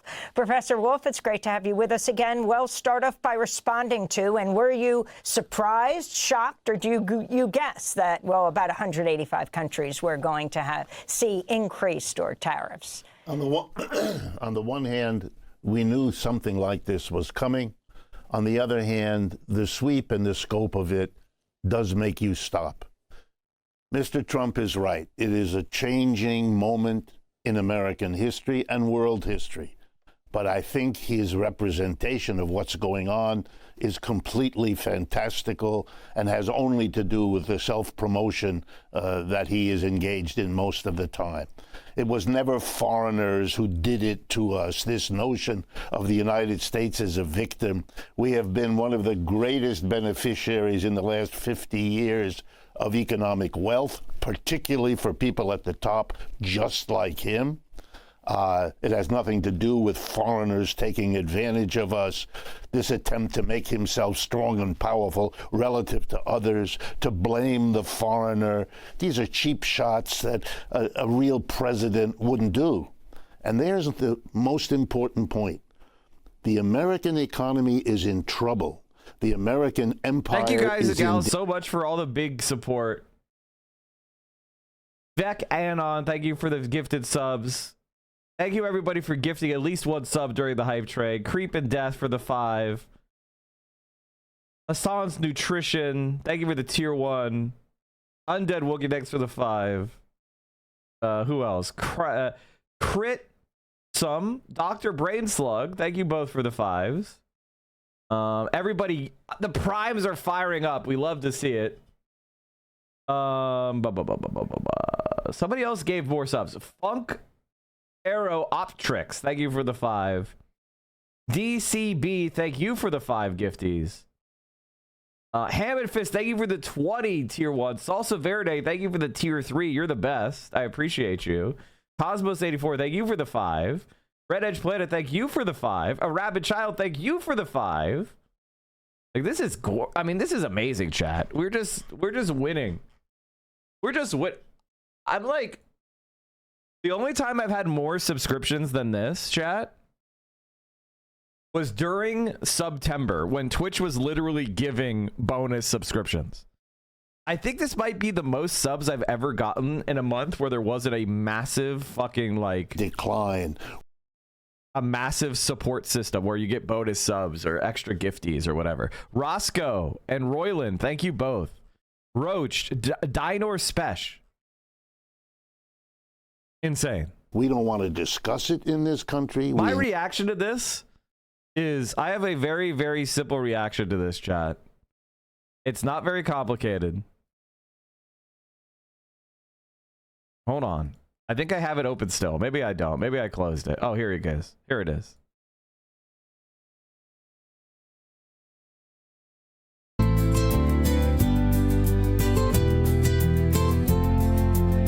Turbo, thank you for the 5. Thank you, Ethan Klein. You are my best friend. You are the rent payer. You are the legend. Oh, God. Thank you, Ethan Klein. A tattoo. You are my best friend. You are the rent payer. You are the legend. Thank you, Ethan Klein, defender of genocide, helping small creators grow a larger size. In 2025, promoting the left side, Denims, B and Frogan, Hasanabi and Mike. Thank you, Ethan Klein. You are my best friend.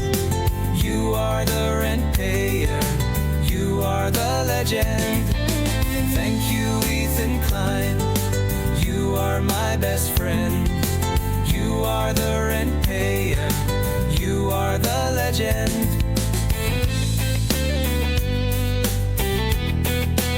This is a real song, chat.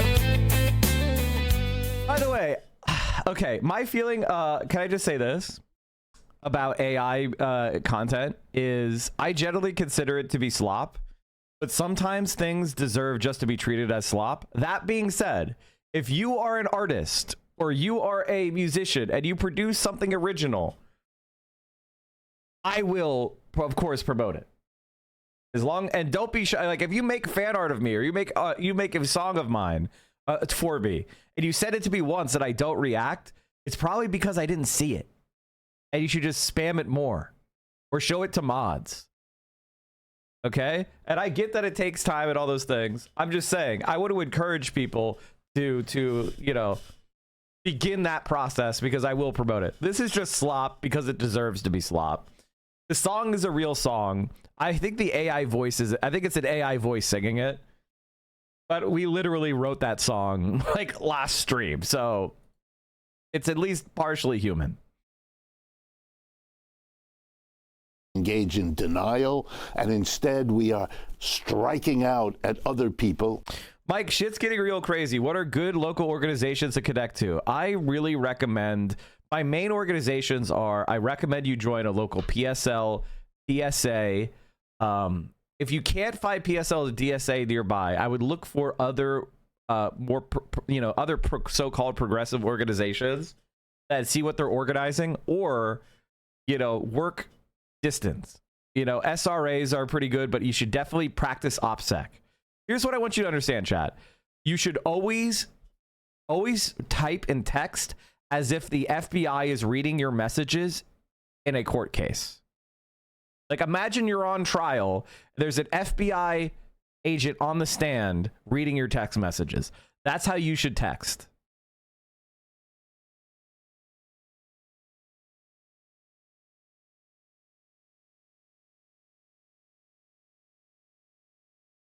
Just remember that.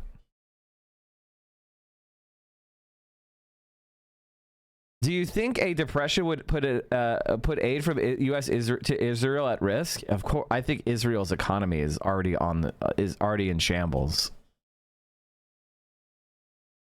Nothing you do is private anymore. There's a panopticon. Every single one of you. If you have a smartphone, the NSA is listening to you. If you have a smart TV, the NSA is listening to you. Even if you don't own it, somebody else in the conversation has it on, and that the NSA is listening through that. You're walking around, there's probably microphones in your fucking computer monitor that you forgot about that are being hacked. Okay? You are being listened to. That's just reality. We live in panopticon. So don't do anything, don't say anything that could be used against you. And with the way the liberals have created turnkey fascism, the way that Joe Biden increased the funding for the NSA, the way that Joe Biden increased the funding for cops and increased funding for Border Patrol agents, and the way the Democrats voted for the Lincoln-Riley Act, which strips away due process rights, like, we already live in a fascist state. I think a lot of you need to wake up to that reality. And, oh, the other thing about progressive organizations, there's other progressive organizations like Move On, Indivisible, that are going to be full of libs. I think you should go in there and join those groups, understanding that these are liberals, and you've got to take a different strategy, which is, instead of going in there, if a space is kind of generally pro-Democratic Party but progressive, you need to be elevating left-wingers as the only people fighting the right. And you need to be, when you talk about centrist Democrats, don't just attack the Democrats, attack specific centrist Democrats and say, these centrist Democrats have fucked us over, refused to fight the right. Joe Biden spent 2 years with the trifecta trying to negotiate with Republicans. Barack Obama spent 2 years when he had 60 senators negotiating with the Republicans, and he got 0 votes for Obamacare. We need fighters and people that are actually going to take on the Republicans. And what has 2 decades of kissing Republican ass got us? Donald Trump fascism. Personally, I think that strategy is the only strategy we could pursue for radicalizing libs. Radicalize libs by showing how centrist Dems are stabbing us in the back, stabbing base in the back, stabbing the working people in the back, and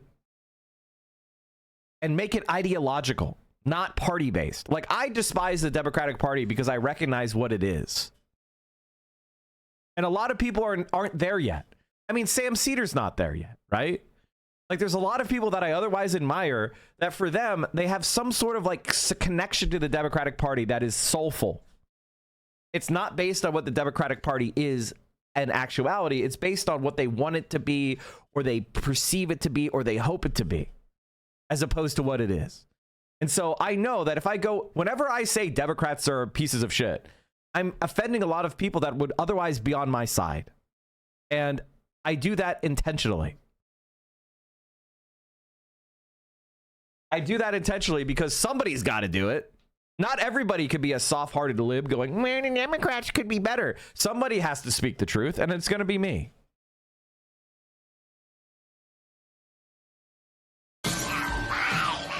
We're going gremlin mode. Yes, I'd say it's a full-scale panic. Are you having a run? My neolib friends are excited right now because they get to buy the dip. I can't. Do you take submissions to have a song in your pre-stream section? I've got some politically centered songs coming out this year. Yes. If you go into my news, content, and suggestions section and you post links in there and you say, hey, and you could type text and be like, hey, I think this song would be really good for part of being the pre-stream. You know? That's a good idea. You can also send it to a mod. On the bank today. The third way needs to be removed from the Democratic Party. The third way is basically just Republicans colonizing the Democrats. My strategy right now is to target centrist Democrats and try to program normie liberals to hate them for collaborating with the right wing. That's the opportunity we have now. Show that the left is the only thing that will fight Trump. That lets us earn trust, spread class consciousness, and promote passing causes. Show that Chuck Schumer is supporting Netanyahu as Netanyahu is openly supporting Trump. That's what I see them doing right now, but they need to sharpen up. Yes, I 100% agree with you on this. And that is my strategy as well. And I think that that is their strategy as well. I think they're trying to do that. Yeah. That's it. That's why I think they're doing this whole like fighting oligarchy tour and showcasing how my account on TikTok is not Central Losing this underscore judge committee. race. It It's is, over. Losing this judge race. It is it is Central underscore committee. Okay, never mind. I made it Central underscore committee. I forgot about that. So you could at me Central underscore committee.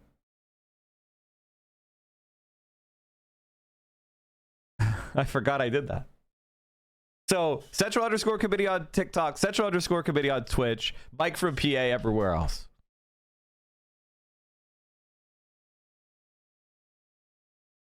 Whirlpool Corporation announces Iowa's largest layoff of 2025 at the Amana manufacturing facility. Nearly 1/3 of the company's workforce at the Iowa facility will be let go due to current market conditions. Nice. A sad way of handling a decline. Am I going to participate in protests? I am not going to tell you exactly where I'm going to be, but we're going to be organizing stuff for not this weekend, but next weekend. I may promote some shit. AOC and Bernie are coming to LA. So if you're an LA chatter, I wanna see if I can push you guys to go out to that. I think it's on Saturday or Sunday. It's like the 11th. So we'll be doing that. TBD. I'll tell you more in the coming days. British Empire declined before us, so did all the others. We are now at that point. We had a great 20th century. 21st century is different. You have to face those problems. That's not being done. What's being done is to say we have difficulties, but they're all somebody else's fault, and we're going to solve it by punishing them. I would like to point out, as you suggest quite rightly, Amy, that the rest of the world is not going to sit by. The United States does not have the power it had in the 20th century. It is not in the position it seems to imagine itself. When the Secretary of the Treasury added to Mr. Trump's comments that he warned the... How do you feel about Madeleine Pendleton? I am a person that puts myself in the awkward position of I generally like to consider myself a platformist, which means when somebody's to my left, I generally try to platform them when they're substantive in what they're discussing. If all they do is try to punch people like me, then I think they suck. And I don't think she does that. I think she's a little bit a different style than me. She's definitely more California. I'm more of an East Coast vibe. But I don't think she's that bad, unless there's something that happened. I think she got called racist recently by a bunch of rad libs, but I don't really know the details. So did I, but who cares? Like, legitimately, if somebody calls me racist or sexist or whatever, I think it's funny. I think it's legitimately funny. Obviously, I care about racial prejudice and misogyny, and I dedicate my life to fighting that shit. But some people see that I care about that, and they think they can get me by calling me those things. And it's like, no, you can't. You absolutely cannot. And if you see someone calling me that, you should call them out as being a dumb fuck. Rest of the world not to retaliate. That would imply that if they do, there would be escalation. Yes, he said, there will be escalation. Well, nothing will guarantee more escalation than if they do nothing, because then it's an invitation to Mr. Trump to keep doing it as each of these efforts doesn't work. Given how dramatic this was yesterday, is it possible he was deciding this to the very last second as they put this off? And explain exactly. You're a professor, you're a teacher. Most people don't even realize how tariffs work. Okay. A tariff is a tax. It's just a particular tax that got that name. It used to be called import duty. All it means is when something comes into the United States that was produced outside, and is brought in to be sold, it has to pay a tax, as literally as it crosses our border into our country. It is paid by the American company that brings it in, which may pass it on to the consumer, usually what happens, and the tax goes to Uncle Sam. It goes to Washington.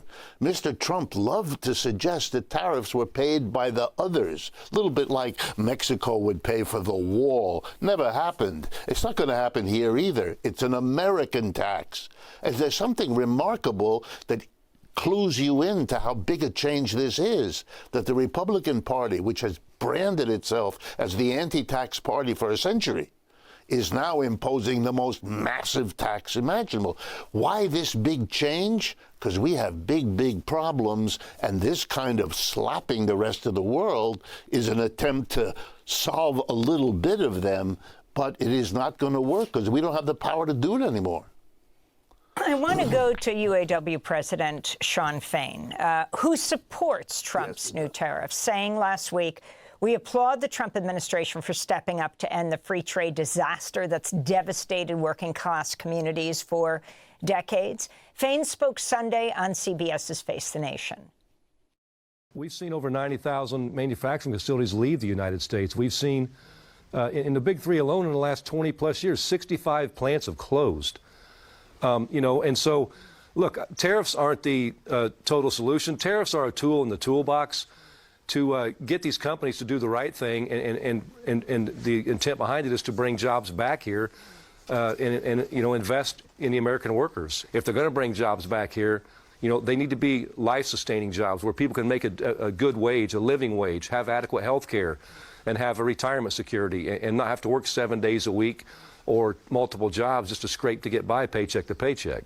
Well, while UAW President Sean Fain praised Trump's tariffs, he also said he had great concerns about President Trump's move to eliminate contracts for 700,000 federal workers, the firing of workers at the National Institute of Health and other agencies. I was a bit disappointed. I like Sean Fain, many of us do.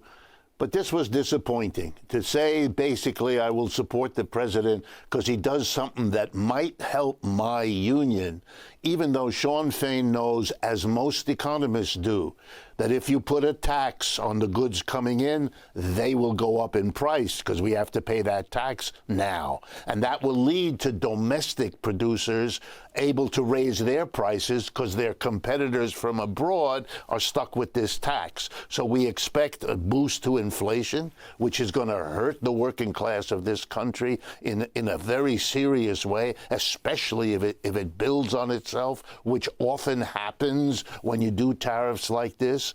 And I want to remind everyone, including Sean Fain, that the auto workers also represent workers in places that need export markets, that produce in America and sell abroad. When those countries retaliate, as they likely will, we will lose export markets, and that will mean fewer jobs. And no one, let me stress, no one now knows whether the jobs lost from this trade war will be greater or smaller than any jobs that are gained. By the way, I agree with Richard Wolff completely, but I'm also not a dumb fuck. And I don't expect the UAW president to be against tariffs that are desperately needed for his industry because American manufactured cars are inferior. Like, I don't expect him to, I expect him to be wrong on this. I expect him to be wrong on this, and I don't rely on him on... This is the thing about trade unionism, is that trade unions are going to have bad takes when it gives their union an advantage sometimes. So that's why you don't just follow one union. You have a entire carpet of unions covering all workers' interests. And so when individual unions have bad takes because it's in their individual interest, it's overwhelmed by the other positions of other organized labor unions. Now, that being said, I don't think tariffs are bad in and of themselves. I think Trump's tariffs are idiotic. It's like taxes, right? Taxes are not bad. But if you put 100% sales tax on and you have the income tax at 0%, well, then that's a bad tax policy.